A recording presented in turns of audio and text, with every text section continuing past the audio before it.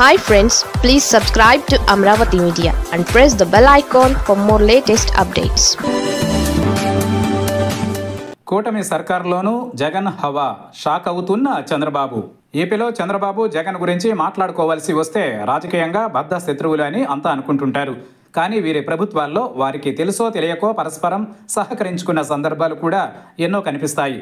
గతంలో మద్యం టెండర్లు, షాపుల విషయంలో ఇలాంటి విమర్శలే అధికార విపక్ష పార్టీల మధ్య వినిపించేవి. అలాగే లీజుల విషయంలోనూ ఇలాంటి సీన్లే కనిపించేవి.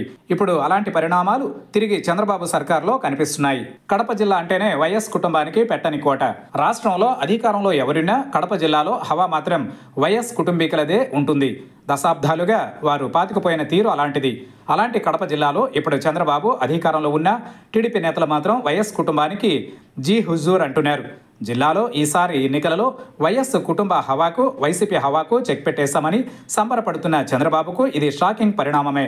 తాజాగా వైఎస్ కుటుంబానికి చెందిన వెంకటరెడ్డికి బైరటీస్ గనుల అనుమతులు సంక్రాంతి సందర్భంగా సెలవులను కూడా పట్టించుకోకుండా అధికారులు మంజూరు చేసేశారు.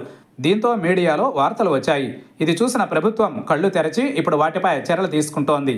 ఆ అనుమతుల్ని రద్దు చేస్తోంది. దీని గురించి జనం ఆరా తీసే లోపే ఇలాంటిదే మరో ఘటన కనిపించింది. దానిని తవ్వుతుంటే ఇంకొన్ని కనిపించే పరిస్థితులు ఉన్నాయి. ఫైనల్గా కూటమి పెద్దలకు షాకులు తప్పడం లేదు.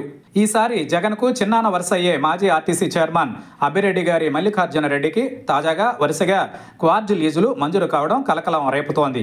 గత ప్రభుత్వంలో తమ హవాతో ఈ వేలంలో ఏకపక్షంగా లీజులు దక్కించుకున్న వీరికే ఇప్పుడు వాటిని కట్టబెడుతూ అధికారులు ఫైళ్లపై సంతకాలు చేసేస్తున్నారు.